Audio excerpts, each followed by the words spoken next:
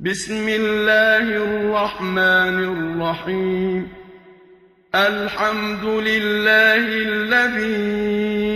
أنزل على عبده الكتاب ولم يجعل له عوجا قيما لينذر بأسا شديدا من لدنه ويبشر المؤمنين الذين يعملون الصالحات أن لهم أجرا حسنا ماكثين فيه أبدا وينذر الذين قالوا اتخذ الله ولدا ما لهم به من علم ولا لآبائهم كبرت كلمة تخرج من أفواههم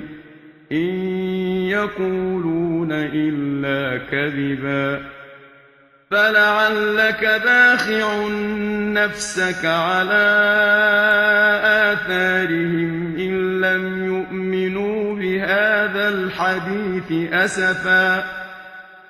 إنا جعلنا ما على الأرض زينة لها لنبلوهم أيهم أحسن عملا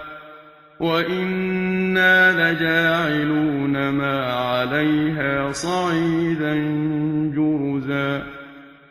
أم حسبت أن أصحاب الكهف والرقيم كانوا من آياتنا عجبا إذ أوى الفتية إلى الكهف فقالوا ربنا آتنا من لدنك رحمة وهيئ لنا من أمرنا رشدا فضربنا على آذانهم في الكهف سنين عددا ثم بعثناهم لنعلم أي الحزبين أحصى لما لبثوا أمدا نحن نقص عليك نبأهم بالحق إنهم فتية آمنوا بربهم وزدناهم هدى وربطنا على قلوبهم إذ قاموا فقالوا ربنا رب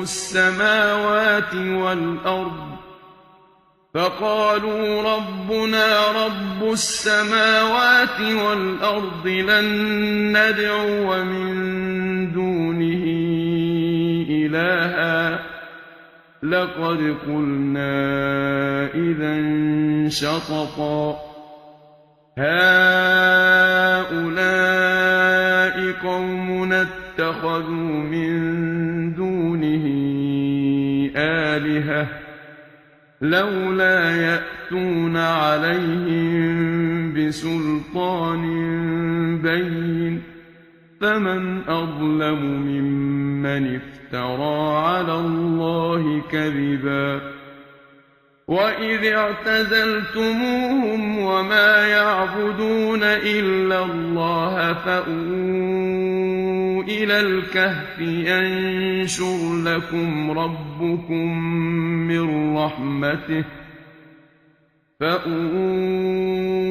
الكهف ينشر لكم ربكم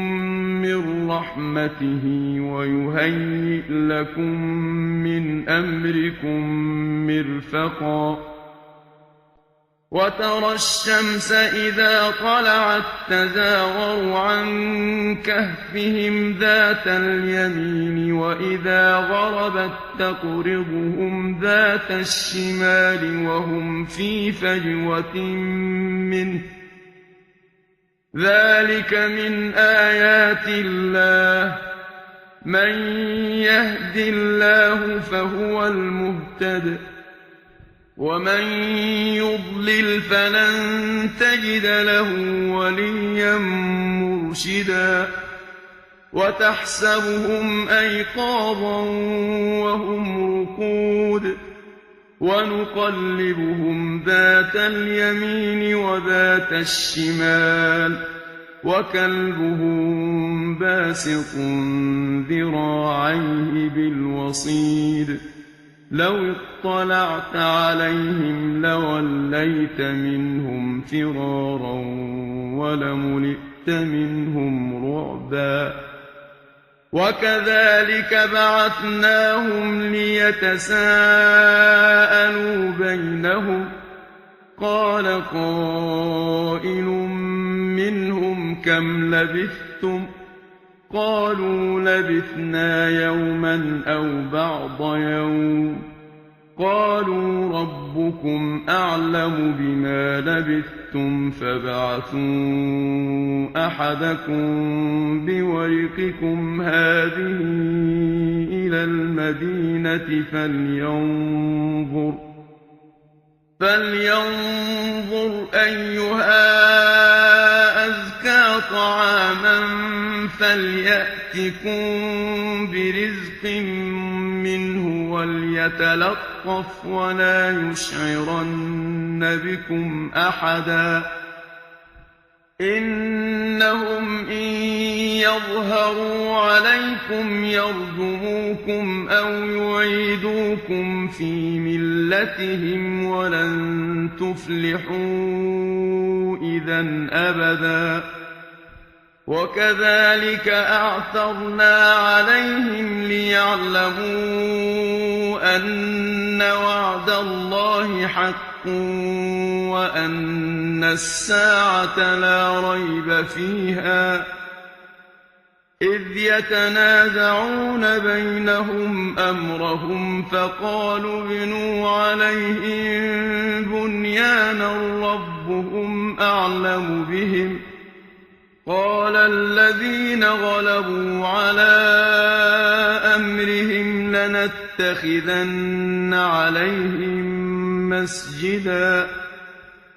سيقولون ثلاثة رابعهم كلبهم ويقولون خمسة سادسهم كلبهم رجما بالغيب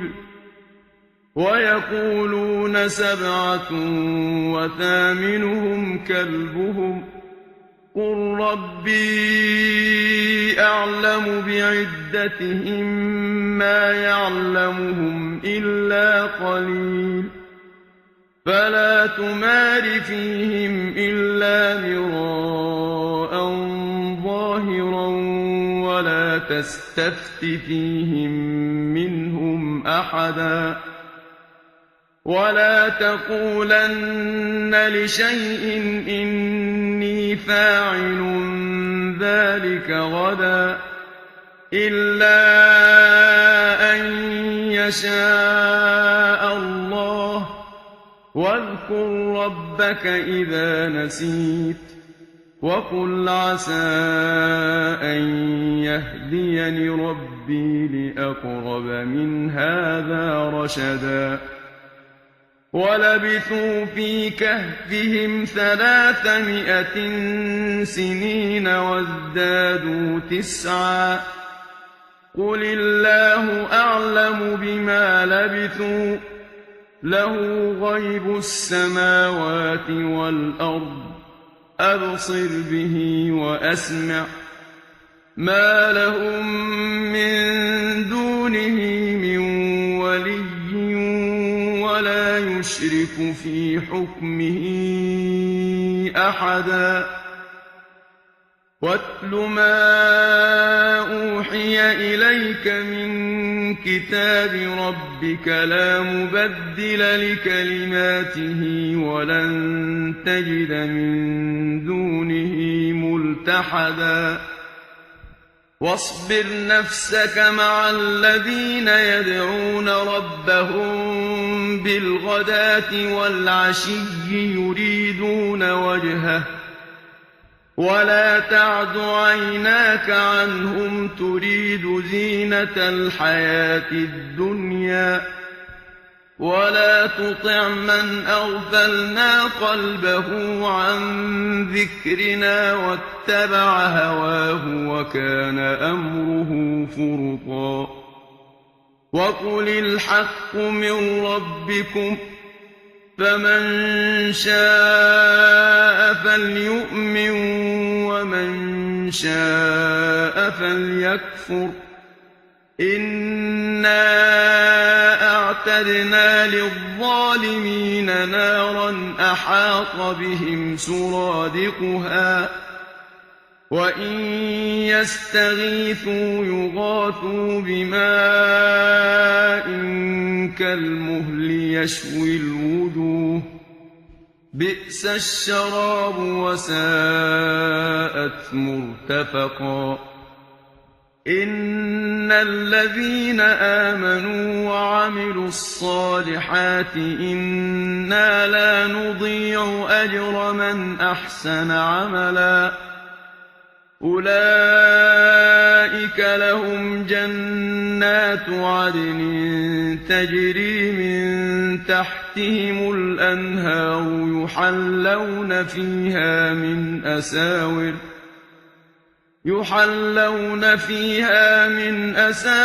من ذهب ويلبسون ثيابا خضرا من سندس واستبرق متكئين فيها على الأرائك نعم الثواب وحسنت مرتفقا واضرب لهم مثلا الرجلين جعلنا لأحدهما جنتين من أعناب وحففناهما بنخل وجعلنا بينهما زرعا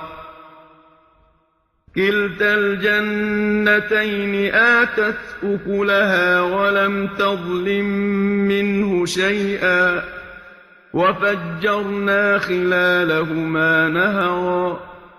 وكان له ثمر فقال لصاحبه وهو يحاوره أنا أكثر منك مالا وأعز نفرا ودخل جنته وهو ظالم لنفسه قال ما أظن أن تبيد هذه أبدا وما أظن الساعة قائمة ولئن رددت إلى ربي لأجدن خيرا منها منقلبا قال له صاحبه وهو يحاوره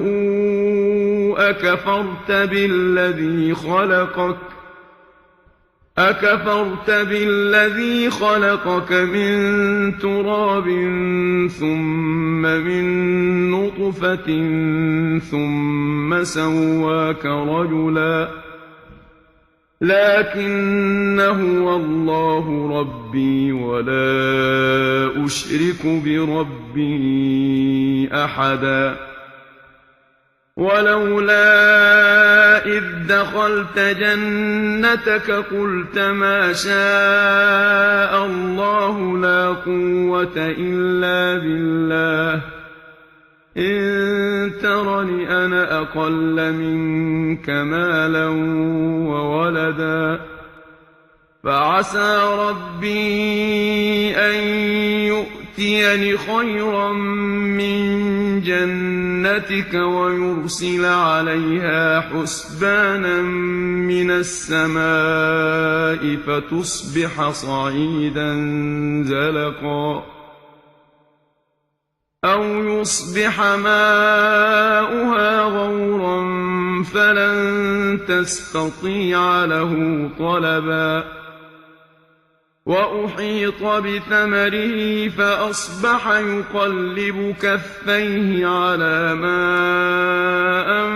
أنفق فيها وهي خاوية فأصبح يقلب كفيه على ما أنفق فيها وهي خاوية على عروشها ويقول يا ليتني لم أشرك بربي أحدا ولم تكن له فئة ينصرونه من دون الله وما كان منتصرا هنالك الولاية لله الحق هو خير ثوابا وخير عقبا واضرب لهم مثل الحياة الدنيا كماء أنزلناه من السماء فاختلط به نبات الأرض فأصبح هشيما تذروه الرياح وكان الله على كل شيء مقتدرا المال والبنون زينة الحياة الدنيا والباقيات الصالحات خير عند ربك ثوابا وخير أملا ويوم نسير الجبال وترى الأرض بارزة وحشرناهم فلم نغادر منهم أحدا وعرضوا على ربك صفا لقد جئتمونا كما خلقناكم أول مرة بل زعمتم أن لن نجعل لكم موعدا ووضع الكتاب فترى المجرمين مشفقين مما فيه ويقولون يا ويلتنا ما لهذا الكتاب لا يغادر صغيرة ولا كبيرة إلا أحصاها ووجدوا ما عملوا حاضرا ولا يظلم ربك أحدا وإذ قلنا للملائكة اسجدوا لآدم فسجدوا إلا إبليس كان من الجن ففسق عن أمر ربه أفتتخذونه وذريته أولياء من دوني وهم لكم عدو بئس للظالمين بدلا ما أشهدتهم خلق السماوات والأرض ولا خلق أنفسهم وما كنت متخذ المضلين عضدا ويوم يقول نادوا شركائي الذين زعمتم فدعوهم فلم يستجيبوا لهم وجعلنا بينهم موبقا ورأى المجرمون النار فظنوا أنهم مواقعوها ولم يجدوا عنها مصرفا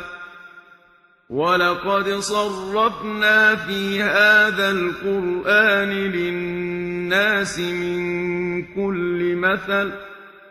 وكان الإنسان أكثر شيء جدلا وما منع الناس أن يؤمنوا إذ جاءهم الهدى ويستغفروا ربهم إلا أن تأتيهم سنة الأولين تَأْتِيَهُمْ سُنَّةُ الْأَوَّلِينَ أَوْ يَأْتِيَهُمُ الْعَذَابُ قُبُلًا وَمَا نُرْسِلُ الْمُرْسَلِينَ إِلَّا مُبَشِّرِينَ وَمُنذِرِينَ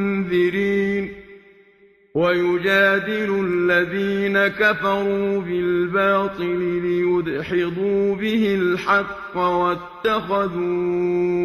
آيَاتِي وَمَا أُنذِرُوا هُزُوًا وَمَنْ أَظْلَمُ مِمَّن ذُكِّرَ بِآيَاتِ رَبِّهِ فَأَعْرَضَ عَنْهَا وَنَسِيَ مَا قَدَّمَتْ يَدَاهُ إِنَّا جَعَلْنَا عَلَىٰ قُلُوبِهِمْ أَكِنَّةً أَن يَفْقَهُوهُ وَفِي آذَانِهِمْ وَقْرًا ۚ وَإِن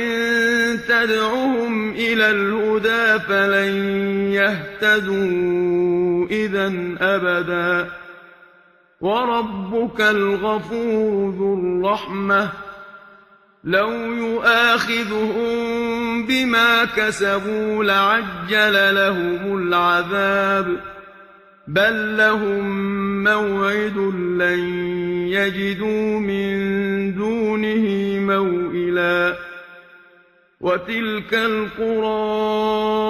أَهْلَكْنَاهُمْ لَمَّا ظَلَمُوا وَجَعَلْنَا لِمَهْلِكِهِم مَّوْعِدًا وَإِذْ قَالَ مُوسَىٰ لِفَتَاهُ لَا أَبْرَحُ حَتَّىٰ أَبْلُغَ مَجْمَعَ الْبَحْرَيْنِ أَوْ أَمْضِيَ حُقُبًا فَلَمَّا بَلَغَا مَجْمَعَ بَيْنِهِمَا نَسِيَا حُوتَهُمَا فَاتَّخَذَ سَبِيلَهُ فِي الْبَحْرِ سَرَبًا فَلَمَّا جَاوَزَا قَالَ لِفَتَاهُ آتِنَا غَدَاءَنَا لَقَدْ لَقِينَا مِن سَفَرِنَا هَٰذَا نَصَبًا قَالَ أَرَأَيْتَ إِذْ أَوَيْنَا إِلَى الصَّخْرَةِ فَإِنِّي نَسِيتُ الْحُوتَ وَمَا أَنسَانِيهُ إِلَّا الشَّيْطَانُ أَنْ أَذْكُرَهُ ۚ وَاتَّخَذَ سَبِيلَهُ فِي الْبَحْرِ عَجَبًا قَالَ ذَٰلِكَ مَا كُنَّا نَبْغِ ۚ فَارْتَدَّا عَلَىٰ آثَارِهِمَا قَصَصًا فَوَجَدَا عَبْدًا مِّنْ عِبَادِنَا آتَيْنَاهُ رَحْمَةً مِّنْ عِندِنَا وَعَلَّمْنَاهُ مِن لَّدُنَّا عِلْمًا قَالَ لَهُ مُوسَىٰ هَلْ أَتَّبِعُكَ عَلَىٰ أَن تُعَلِّمَنِ مِمَّا عُلِّمْتَ رُشْدًا قَالَ إِنَّكَ لَن تَسْتَطِيعَ مَعِيَ صَبْرًا وَكَيْفَ تَصْبِرُ عَلَىٰ مَا لَمْ تُحِطْ بِهِ خُبْرًا قَالَ سَتَجِدُنِي إِن شَاءَ اللَّهُ صَابِرًا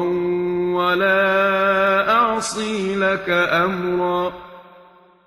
قَالَ فَإِنِ اتَّبَعْتَنِي فَلَا تَسْأَلْنِي عَن شَيْءٍ حَتَّىٰ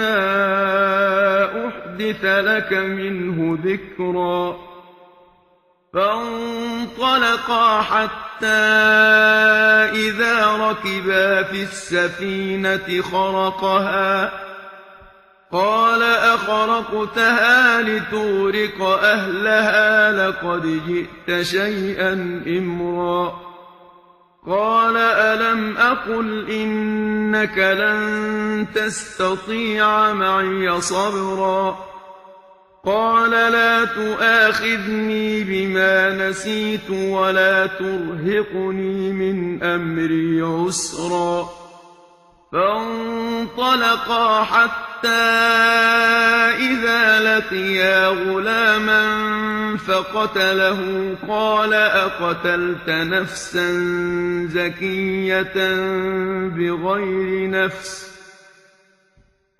أقتلت نفسا زكية بغير نفس لقد جئت شيئا نكرا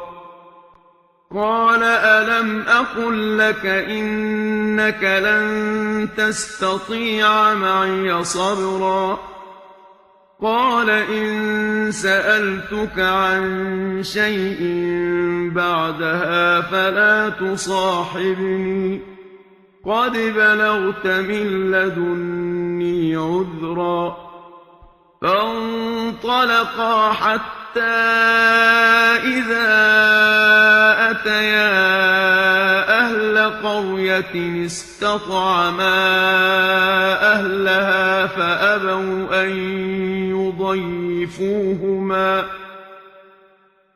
فأبوا أن يضيفوهما فوجدا فيها جدارا يريد أن ينقض فأقامه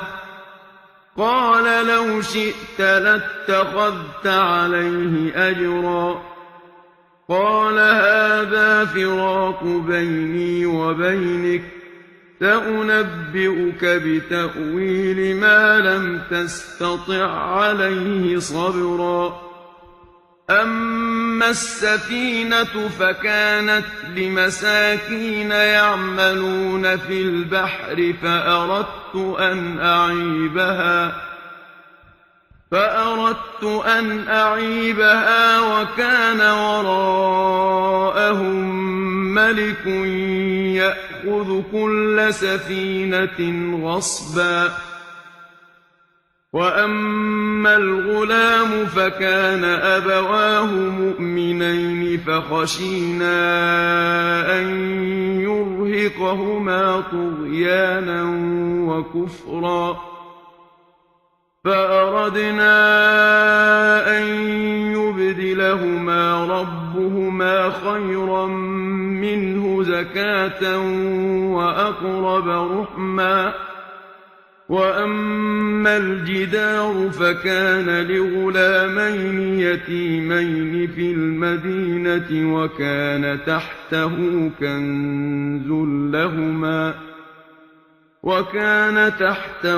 كنز لهما وكان أبوهما صالحا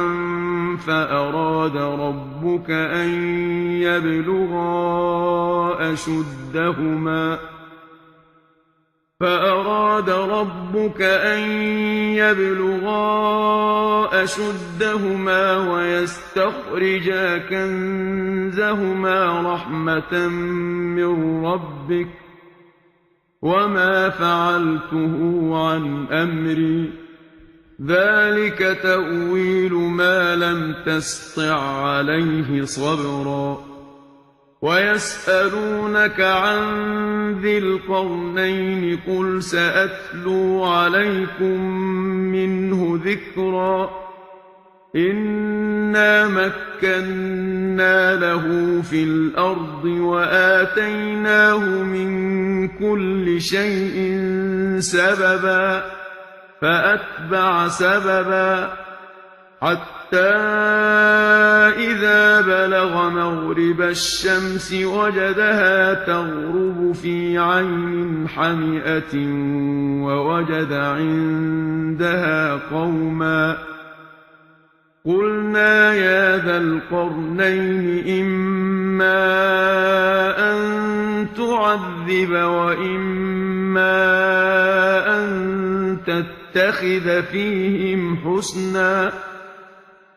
قال أما من ظلم فسوف نعذبه ثم يرد إلى ربه فيعذبه عذابا نكرا وأما من آمن وعمل صالحا فله جزاء الحسنى وسنقول له من أمرنا يسرا ثم أتبع سببا حتى إذا بلغ مطلع الشمس وجدها تطلع على قوم لم نجعل لهم من دونها سترا كذلك وقد أحطنا بما لديه خبرا ثم أتبع سببا حتى إذا بلغ بين السدين وجد من دونهما قوما لا يكادون يفقهون قولا قالوا يا ذا القرنين إن يأجوج ومأجوج مفسدون في الأرض فهل نجعل لك خرجا على أن تجعل بيننا وبينهم سدا قال ما مكني فيه ربي خير فأعينوني بقوة أجعل بينكم وبينهم ردما آتوني زبر الحديد حتى إذا ساوى بين الصدفين قال انفخوا حتى إذا جعله نارا قال آتوني أفرغ عليه قطرا فما استطاعوا أن يظهروه وما استطاعوا له نقبا قال هذا رحمة من ربي فإذا جاء وعد ربي جعله دكاء وكان وعد ربي حقا وتركنا بعضهم يومئذ يموج في بعض ونفخ في الصور فجمعناهم جمعا وعرضنا جهنم يومئذ للكافرين عرضا الذين كانت أعينهم في غطاء عن ذكري وكانوا لا يستطيعون سمعا أفحسب الذين كفروا أن يتخذوا عبادي من دوني أولياء إنا أعتدنا جهنم للكافرين نزلا قل هل ننبئكم بالأخسرين أعمالا الذين ضل سعيهم في الحياة الدنيا وهم يحسبون أنهم يحسنون صنعا